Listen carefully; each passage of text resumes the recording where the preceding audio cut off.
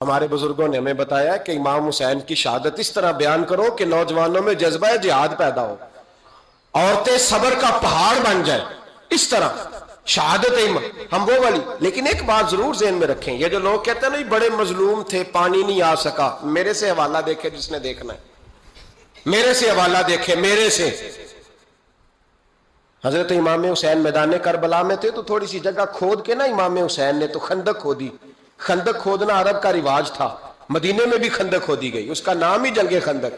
تو خندق کھود کے نا آگ جلائی جاتی تھی، یہ حفاظت کا ایک ذریعہ تھا تاکہ دشمن نہ آئے۔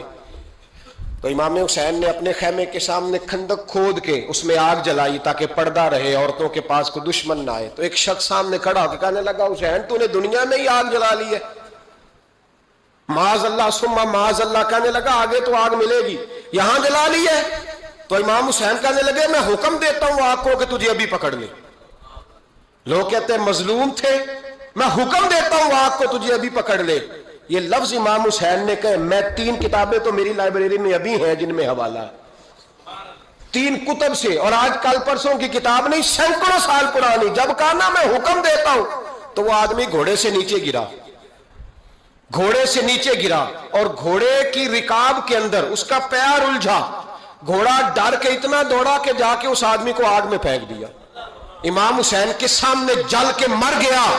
یہ حسین ابن علی ہے، یہ ابھی حکم دیتے تو فرشتے ابھی آ جاتے، یہ ابھی بات کرتے تو ساری دنیا کی فوجیں ابھی اکٹھی ہو جاتی، یہ ابھی حکم دیتے تو ابھی آ جاتے۔ اور سنو، اگر جناب اسماعیل کے لیے دمبا آ سکتا ہے تو وہ تو حضرت ابراہیم کے بیٹے تھے، اور یہ تو مصطفیٰ کی اولاد ہے، ان کے لیے کیا کچھ نہیں ہو سکتا؟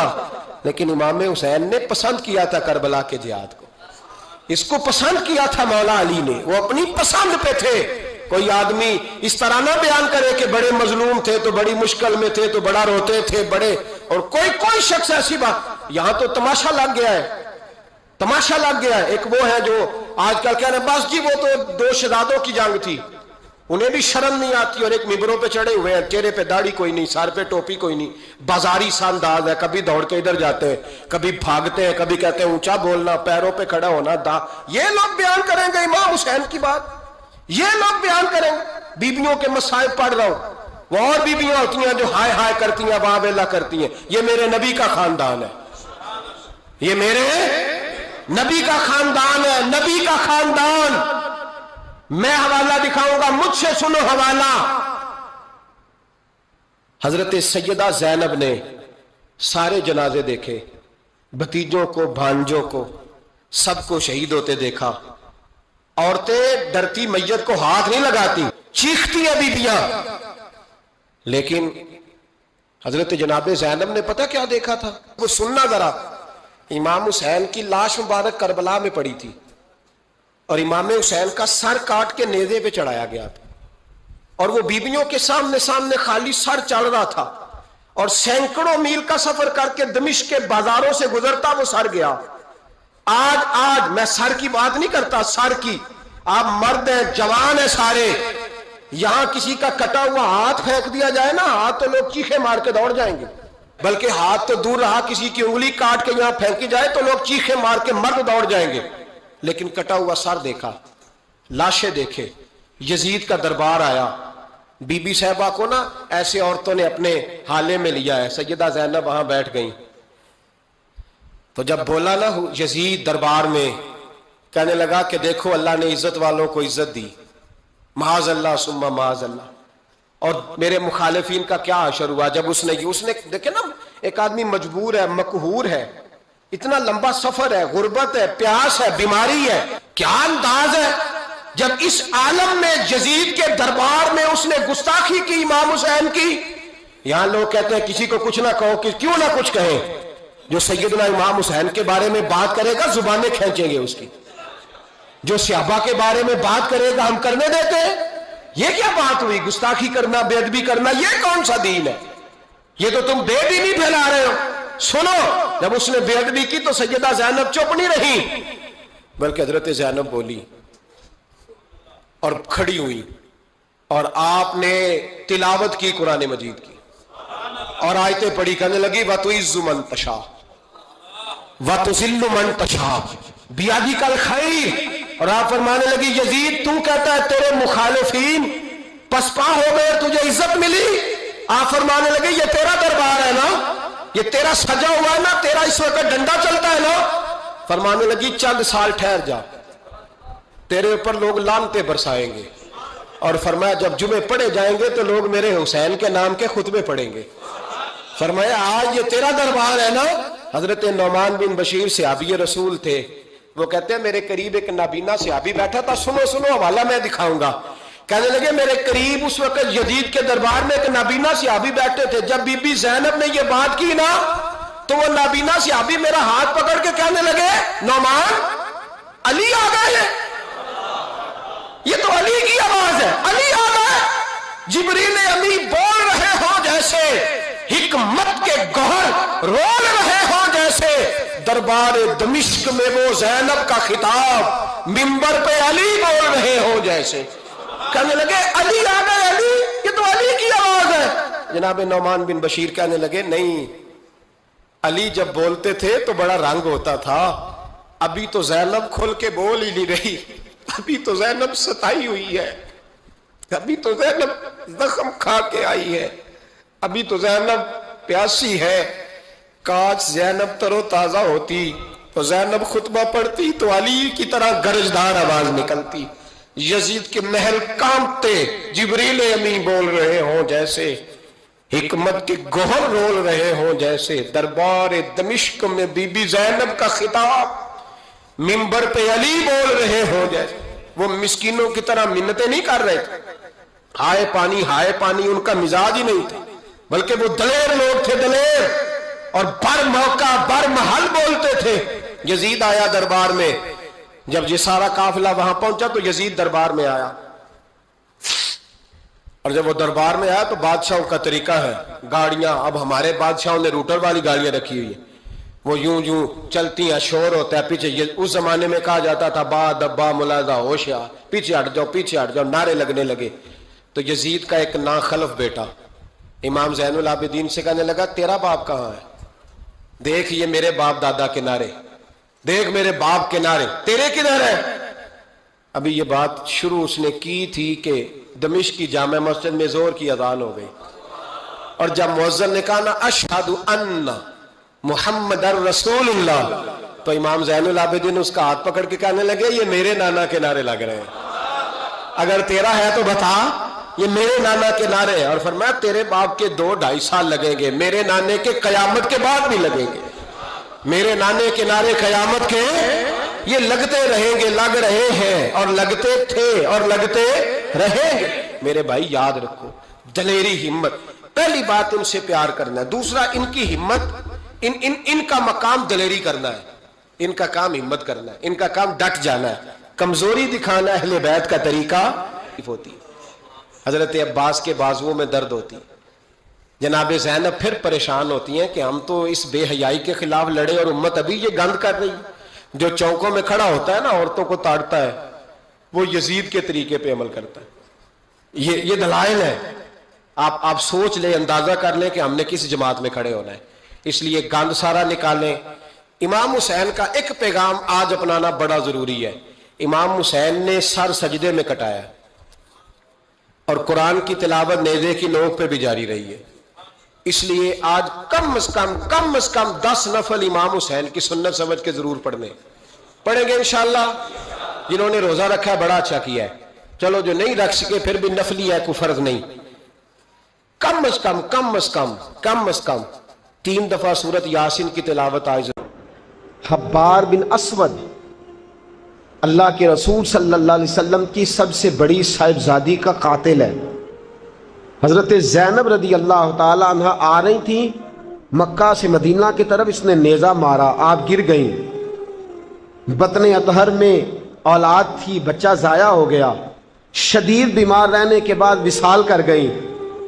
فتح مکہ کے بعد حبار بن اسود چہرے پہ نقاب ڈال کے آیا. باپ کلیجے پہ ہاتھ رکھ کے بتائے نا بیٹی پیاری کتنی ہوتی ہے. باپ ذرا کلیجے پہ ہاتھ رکھ کے بتائے کہ بیٹیاں جگر کا چین ہوتی ہیں, بیٹیاں سکون ہوتی ہیں, بیٹی باپ کو کتنی پیاری ہوتی ہے. بیٹی کا قاتل سامنے کھڑا ہو گیا, چہرے پہ نقاب ڈالا ہے، کہتا یا رسول اللہ صلی اللہ علیہ وسلم بہت بڑا دشمن بھی آ جائے تو آپ معاف کر دیتے ہیں؟ جاگ رہے ہیں آپ لوگ؟ فرمایا بہت بڑا دشمن بھی آ جائے تو معاف کر دیتے ہیں؟ حضور نے فرمایا حبار چہرے سے نقاب ہٹا، بیٹیاں بھولا نہیں کرتی، تو کلمہ پڑھ میں تجھے بھی معاف کرنے کو تیار۔ فرمایا ہٹا چہرے سے نقاب، کبھی بیٹیاں بھی کسی کو بھولی ہیں لیکن تو کلمہ پڑھ صحیح، میں تجھے بھی معاف کرنے کو تیار ہوں۔ اگر اتنا بڑا قاتل معاف ہو سکتا ہے تو چچا کیوں نہیں معاف ہو سکتا؟ تائے کو معافی کیوں نہیں مل سکتی؟ ماما جی کو معافی کیوں نہیں مل سکتی؟ سسر کے ساتھ سلوک کیوں نہیں ہو سکتا؟ آپ اپنے برادر نسبتی کے ساتھ محبت کیوں نہیں کر سکتے؟ کیوں ان ساری محبتوں کو فروغ دیا کیوں نہیں جا سکتا؟ اگر قاتل کے ساتھ، ظالم کے ساتھ صلح ہو سکتی ہے، اگر ابو جہل کا بیٹا اکرما کلمہ پڑھنے آئے اور میرے رسول منبر پہ کھڑے ہو کے استقبال فرمائیں اور صحابہ کہیں یا رسول اللہ وہ تو کافر اور دشمن کا بیٹا ہے، فرمایا پہلے دشمن کا بیٹا تھا، آج تو مومن بن کے کلمہ پڑھنے آیا۔ وہ پہلے کی بات ہے، استقبال کیا جا رہا ہے۔ عزیز دوستو، تیسری بات یہ ہے کہ معاف کریں، اور چوتھی بات یہ ہے جب کوئی معافی مانگنے آ جائے نا پھر اس کو معاف بھی کر دیں۔ جڑے گا معاملہ تب بھی، معافی دیں بھی اور معاف جی، بڑا مشکل معاملہ ہے۔ لڑائی ہو گئی، جھگڑا ہو گیا، اچھا پہلے کئی دفعہ سلام لے لیتے ہیں، ہمارا ماحول بڑا جی، پہلے سلام دعا ہو جاتی ہے، لیکن بیٹے کی شادی کا کارڈ بھیج دیا تو کارڈ واپس کر دیا، میں نے منگنی تو نہیں سدیا تو میں نہیں آؤں۔ واہ جی واہ، بھائی منگنی پہ آپ کا آنا کوئی ضروری تھوڑا تھا، جب گھر والے کا دل کرے بلائے۔ پھر وہ ساری برادری کو لے کے دروازے پہ گیا، پر پھوپھی کہتی ہے میں آتی ہی نہیں، ماما جی کہتے ہیں تو جو مرضی کر لے، یہی تو موقع آیا ہے۔ حدیث سناؤں، اتنے سخت لفظ، اتنے سخت، رحمت للعالمین رسول اتنے ناراض نظر آتے ہیں۔ حضور نے فرمایا ترغیب و ترہیب میں حافظ منذری رحمت اللہ علیہ حدیث لائے، رسول رحمت صلی اللہ علیہ وسلم نے فرمایا جس سے اس کا بھائی معافی مانگنے آیا اور اس نے معاف نہ کیا، جس سے اس کا عزیز، اس کا دوست، اس کا رشتہ دار، اس کا مومن بھائی معافی مانگنے آیا اور اس نے معاف نہ کیا، فرمایا اگر معاف نہیں نہ کرنا تو میرے حوض کوثر پہ نہ آئے، میں جام نہیں پلاؤں گا۔ حوض کوثر پہ بالکل نہ آئے، مجھ سے جام کا مطالبہ نہ کرے، سخت گرمی کے ماحول میں نہیں جام پلاتا، اگر مجھ سے جام لینا ہے میرے ہاتھوں سے تو جب بھی کوئی معافی مانگنے آئے فوراً معاف کر دیا کرو، جب بھی کوئی۔ اور معافی بندے کے لیے نہیں دینی، اللہ کی رضا کے لیے دینی ہے۔ بندے میں تو کوتاہیاں موجود رہیں گی، بندے میں تو غلطیاں موجود رہیں گی۔ آج اختلافات ہیں رشتہ داروں میں، اتنے اختلافات کے سال فوتگی ہو گئی، ایک شخص فوت ہو گیا جو کسی کا نانا ہے، کسی کا نانا لگتا ہے، کسی کا دادا لگتا ہے، کسی کا ماما لگتا ہے، کسی کا چچا لگتا ہے، کسی کا پھپھا لگتا ہے، لیکن لڑائیاں ہی بڑی ہیں۔ بیچارہ فوت بھی ہو گیا، انتقال ہی کر گیا، اب بھی جناب آتے ہیں تو سیدھے جنازہ گاہ، اس کے لیے نہیں، لوگوں کو دکھانے کے لیے۔ جنازہ گاہ آئے، جنازہ پڑا اور لوٹ گئے۔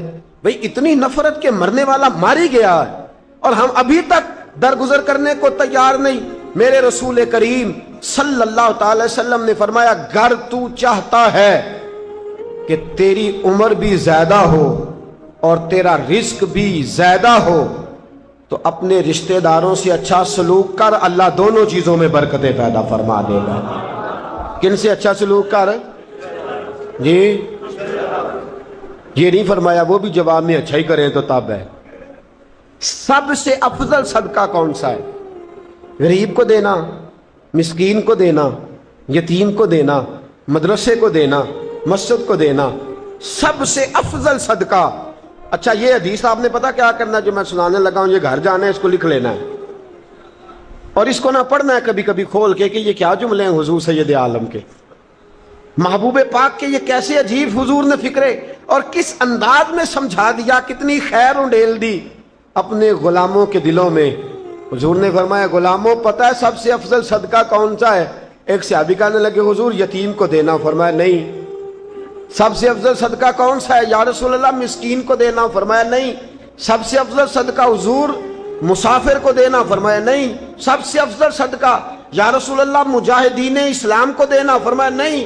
حضور پھر بڑی قابل غور حدیث، جاگیے گا ذرا آنکھ کھولیے گا، ذرا ٹیک چھوڑیے گا، ذرا عجیب انداز دیکھیے گا میرے بھئی حدیث میں فکریں کیسے بیان فرمائے۔ رسول پاک نے فرمایا تیرا رشتہ دار ہو، سب سے افضل صدقہ کیا ہے؟ تیرا، بولیے یار، تیرا رشتہ دار ہو اور غریب ہو، حقدار ہو۔ اور اگلے لفظ بڑے عجیب ہیں، تیرا رشتہ دار ہو، غریب ہو اور تجھ سے ناراض ہو۔ کیسی بات ہے؟ فرمایا تیرا رشتہ دار ہو، غریب ہو اور تجھ سے ناراض ہو۔ فرمایا کسی بھی طریقے اس کے گھر صدقہ پہنچا دے، سب سے افضل صدقہ کرنے کا ثواب لکھا جائے گا۔ سب سے افضل صدقہ، تیرا رشتہ دار بھی ہو، ضرورت مند بھی ہو اور تجھ سے، سبحان اللہ۔ ہمارا تو حال یہ ہے کہ اس کو کسی طرف سے آتا بھی ہو تو ہم روک دیتے، کہتے ہیں نہیں ایڈا تگڑا کام کرے ہیں تسی یہ نکالی دیندے ہو، یہ چار منڈے نے کما کے کھان ہو صاحب، اس کو کیا بھائی؟ فرمایا تیرا رشتہ دار ہو، حقدار ہو، ضرورت مند ہو، شرط یہ بھی لگا دی کہ ساتھ تجھ سے ناراض بھی رہتا ہو، اس کو تو صدقہ دے گا تو اللہ تجھے سب سے افضل صدقہ کرنے کا ثواب عطا۔ تو توڑنے والوں نہ بنو، جوڑنے والے بنو، جوڑ جاؤ۔ محبوب پاک سید عالم صلی اللہ تعالی علیہ وسلم نے فرمایا لا يدخل الجنت قاطع، فرمایا جو رشتے توڑنے والا ہے جنت میں نہیں جائے گا، جو رشتے توڑنے والا ہے وہ جنت میں نہیں جائے گا۔ الذین ینقضون عہد اللہ من بعد میثاقہ ویقطعون ما امر اللہ بہ ان یوصل ویفسدون فی الارض، فرمایا جو رشتے توڑے گا وہ تو زمین میں فساد برپا کر دے گا، وہ زمین میں اولئک هم الخاسرون، یہ وہ لوگ ہیں دنیا میں بھی نقصان اٹھائیں گے اور آخرت میں بھی نقصان اٹھائیں گے رشتہ داریاں جوڑنے۔ اور یہ نہیں فرمایا کہ وہ تجھ سے اچھا سلوک کرے تب ہی ہے، سامنے والا بھی سیاںا ہی ہو تو تب ہے، تو نے اس کے لیے اس نے سلوک نہیں کرنا، تو نے تو اپنے اللہ رسول کو راضی کرنے کے لیے اس نے سلوک کرنا ہے، اس کے لیے تھوڑی کرنا ہے۔ سل من قطع کا لفظ کیا ہے؟ اور میں آپ کو ذاتی بات بتاتا ہوں، ایک آدھ دفعہ یہ تجربہ کر کے دیکھا، اس میں خیر ہی بڑی ہے۔ فرمایا سل من قطع کا، حضور نے فرمایا اس کے ساتھ جوڑ جو تیرے ساتھ توڑتا ہے، اس کے ساتھ جوڑ جو تیرے ساتھ توڑتا ہے نا، نفرت کرتا اس سے پیار کر، اور جو تجھے اذیت دیتا اس کی خدمت کر، اور جو تیرے ساتھ زیادتی کرتا ہے تو اس سے محبت کر۔ اصل پیار تو یہ ہے، جوڑنے والے سے تو سارے جوڑ لیتے ہیں، محبت کرنے والے سے تو سارے محبت کر لیتے ہیں۔ فرمایا سل من قطع کا، اس کے ساتھ جوڑ جو تیرے ساتھ توڑے، جو نفرت کرے اس سے پیار کر، پھر تیرے ضعف کا پتہ چلے گا، پھر تیرے حوصلے کا پتہ چلے گا، پھر تیری دلیری سمجھ میں آئے گی۔ تو دوستو جوڑنے والے بن جائیں، پیار کرنے والے بن جائیں، نفرتیں نہیں محبتوں کو فروغ دیں۔